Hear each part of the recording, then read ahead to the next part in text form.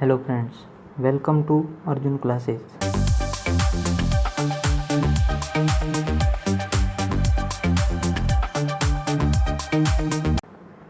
आज की क्लास में हम पढ़ेंगे 10 की घातों का पूर्व लग्न यानी प्रीफिक्स। तो नॉर्मली अपन क्लास में देखते हैं कि टीचर्स कभी मीटर को सेंटीमीटर में बदलते हैं, कभी माइक्रोमीटर, कभी नैनोमीटर, कभी पिकोमीटर, ऐसे। ठीक है, तो वो कैसे बदलते हैं उसमें अगर आपको प्रॉब्लम होती है तो देखते रहिए वीडियो। तो ये सब बदलने के लिए हमें याद करनी होती है एक टेबल। ये अगर ये टेबल हमें याद है तो हम आसानी से बदल सकते हैं किसी को भी किसी में। तो ये इनको याद करने की सुविधा के अनुसार मैंने अलग अलग बांटा है, जिनमें 10 की पावर में माइनस आती है। ये देख, -1, -2, -3, -6, ठीक है। और जिनमें 10 की पावर में प्लस आते हैं उनको अलग रखा है। तो पहला है डेसी, उसका संकेत यानी सिंबल है डी, और परिमाण यानी उसकी वैल्यू है 10 की पावर -1। फिर है सेंटी, सी 10 की पावर -2, मिली, एम 10 की पावर -3, माइक्रो -6, इसको दर्शाते हैं म्यू, ठीक है, म्यू। और नैनो एन 10 की पावर -9, पीको पी 10 की पावर -12, फेमटो एफ 10 की पावर -15। वैसे ही पॉजिटिव में डेका 10 की पावर 1, हेक्टो 10 की पावर 2, किलो 10 की पावर 3, मेगा 10 की पावर 6, गीगा 10 की पावर 9, टेरा 10 की पावर 12, पेटा 10 की पावर 15। ठीक है, अब एक इसमें पिको में पी आया, एक पेटा में पी आया, तो ये यहाँ कैपिटल पी है और ये यहाँ स्मॉल पी है। ठीक है, ये आप ध्यान रखें। तो अब अपन इसको याद कैसे करेंगे, तो यहाँ अपन अब इसको ढंग से ऑब्जर्व करें तो ये और ये 1 2 3 1 2 3, ये माइनस में, ये प्लस में, यानी कि 10 की पावर पहले 7 ही इधर है, 7 ही इधर है, इधर पहले 3 है 1 से 3 तक, और इधर भी 1 से 3, और फिर 3 3 बढ़ेगा, +3 +3 +3 और +3, और इधर भी +3 +3 +3 और +3। तो यहाँ 10 की पावर -3 था, तो ये यानी कि +3 का मतलब यहाँ जुड़ेगा नहीं, मतलब चिन्ह तो यही माइनस रहेगा पर यहाँ जुड़ेगा। ठीक है, -9 -12 -15। वैसे ही यहाँ 10 की पावर 6, 10 की पावर 9, 10 की पावर 12 और 10 की पावर 15।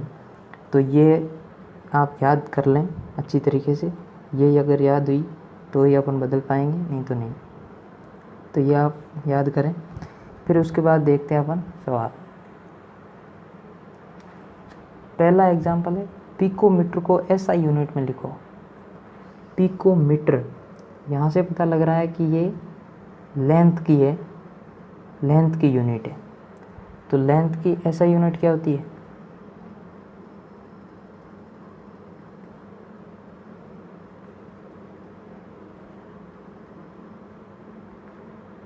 लेंथ की SI यूनिट होती है मीटर।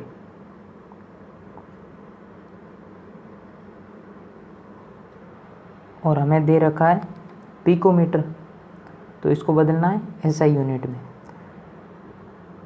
तो एक पिकोमीटर इज इक्वल टू 10 की पावर -12 मीटर, ये होता है। अब अपने को निकालना है सिर्फ इसमें। ठीक है, तो ये आ गया, ये इसकी SI यूनिट है मीटर, तो ये 10 की पावर -12 मीटर, ये आ गया SI यूनिट में इसके एक पिकोमीटर की वैल्यू। अब सेकंड है, एक और क्वेश्चन है FM, यानी ये तो मीटर है ही, यानी कि ये भी लेंथ है, और F, छोटा f किस में था,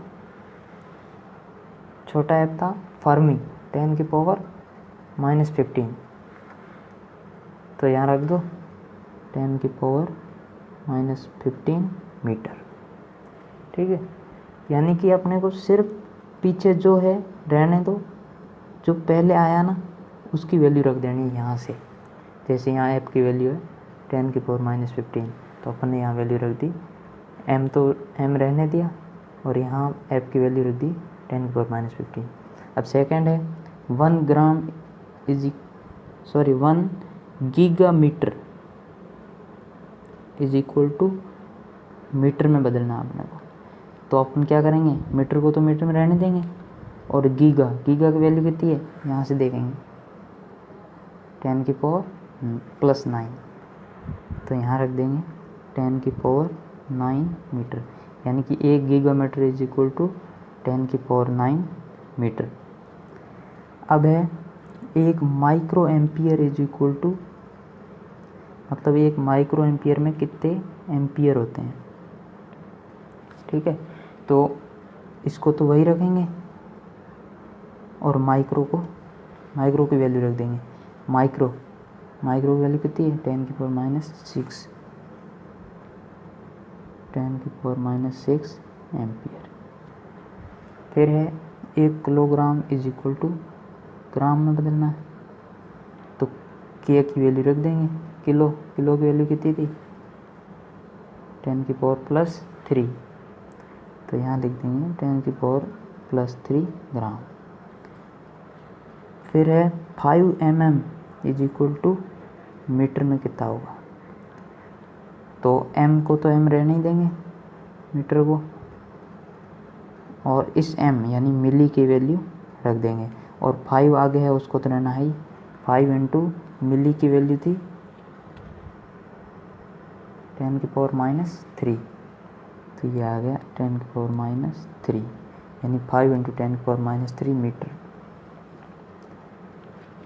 अब है उल्टा, पहले क्या था, जैसे ये था पिको वाला, कि पिको मीटर को SI यूनिट में बदलना है, अब SI से पिको में बदलना है, तो ये है 6 मीटर को अपन पिको मीटर में कितना लिखेंगे। ठीक है, तो अपन को ये पता है कि 1 pico metre is equal to 10⁻⁻12 metre. ठीक है, 1 picometre is equal to 10⁻⁻12 metre. तो इसको इधर भेज देते हैं, picometre is upon -12 is equal to metre, यहाँ 1 मीटर बचा।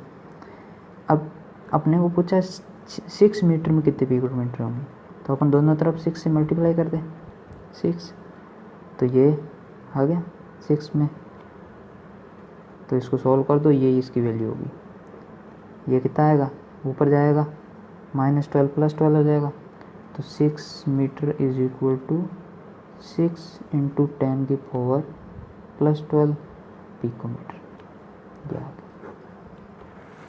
ऐसे ही ये 1 coulomb is equal to micro coulomb. ठीक है, तो इसमें क्या करेंगे, 1 micro coulomb is equal to 10⁻⁻6 coulomb, तो इसको इधर भेज देंगे, micro coulomb upon 10⁻6 is equal to coulomb, तो 1 कूलाम के बराबर पूछा है, तो ये 1 coulomb is equal to 10⁻6 micro coulomb, ये आ गया। ठीक है, अब नेक्स्ट एग्जांपल देखते हैं। किसी 1 सेंटीमीटर भुजा वाले घन का आयतन मीटर क्यूब के बराबर है, यानी कि यहाँ कितने मीटर क्यूब के बराबर है, या इसको ऐसे पूछ सकते हैं कि किसी 1 सेंटीमीटर भुजा वाले घन का आयतन मीटर क्यूब में निकालो। तो अपने को भुजा कितनी दे रखी है, भुजा इज इक्वल टू 1 सेंटीमीटर। घन क्या होता है, घन कुछ ऐसा होता है,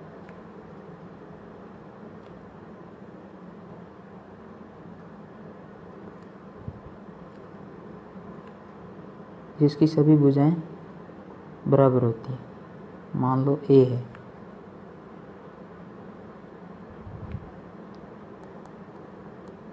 ठीक है।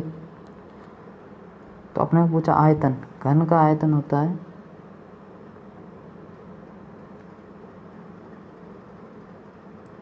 मान लो V इज इक्वल टू भुजा क्यूब। घन का आयतन होता है भुजा क्यूब। तो भुजा कितनी है, भुजा है 1 सेंटीमीटर क्यूब। तो B इज इक्वल टू 1 का क्यूब 1 इंटू सेंटीमीटर क्यूब। अब अपने को पूछा है मीटर में, ठीक है। तो सेंटी, ये क्या है 1 इंटू सेंटी इंटू मीटर, और इसका क्यूब है। तो सेंटी की वैल्यू कितनी होती है 10⁻⁻² इंटू मीटर, इसका क्यूब। तो ये 10⁻⁻6 हो जाएगा, 10⁻⁻6 और मीटर क्यूब, ठीक है। तो ये मीटर क्यूब में इसके आयतन की वैल्यू कितनी आ गई 10⁻⁻6 मीटर क्यूब।